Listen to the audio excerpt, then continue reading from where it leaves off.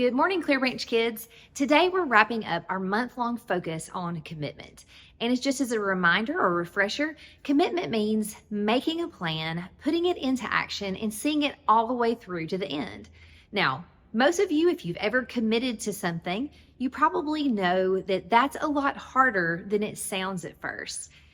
And the kind of commitments that we make to a team or to getting better at any type of skill is not that different than the commitment we make in being a child of God and living for Him in the world. And so this month so far, we've already learned that we need to practice certain things.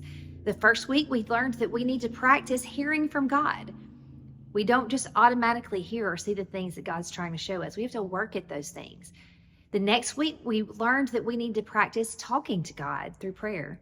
And last week, we talked about that we need to practice talking about God. We need to ask questions of people that we know that are firm Christians. And we need to talk about our faith really to anyone who will listen. Sometimes those people are going to be friends or family that are already Christians and committed to the same things that we are, but sometimes they may not be. And that's a wonderful thing as well. So this week, our story is coming again from the New Testament and story about something that happened to Jesus one day and a lesson that He taught the disciples. And in this lesson, we're going to learn that we need to bring all of these things together and practice living for God as well. Now, this particular day, Jesus was teaching outside in the temple courtyard. And after He had finished, He kind of went over to the side and sat down to rest for a little while. And He was right across from where people would come in and bring their gifts that they were bringing to God, their sacrifices or their tithes. They were bringing these things in. And as Jesus sat there, there were several rich rulers who came in who brought in great big bags of money. Great big impressive looking bags of money. And they put those in and people were watching and a lot of people were impressed. Then a little while later, there was a widow who came in. Now, just as a reminder, a widow is someone whose husband has died. And back in those days, if your husband was gone, you didn't really have a way to support yourself. And so she was all alone in the world and she had very little. And when she came in, she came over and Jesus watched as she put 2 little coins in the offering plate. And Jesus watched her for a little while as she went on. And then after a few minutes, He called the disciples over.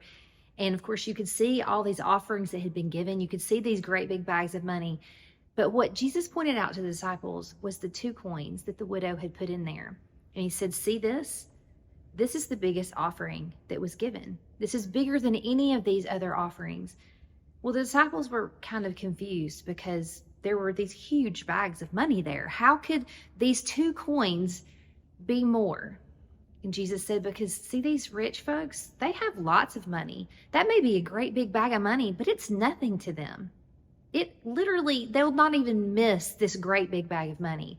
But this widow, she brought everything she had. Those 2 coins were all she had.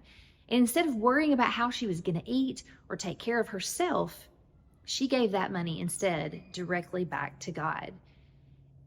And guys, that's what it means to put into practice living for God. And it's not just about offerings or money or coins. It's about giving everything that you have in your heart and giving that in how you work and that you live and that you love people for God. So guys, just like that widow gave all she had and practiced every day living for God, let's put that to practice as well. Have a great week.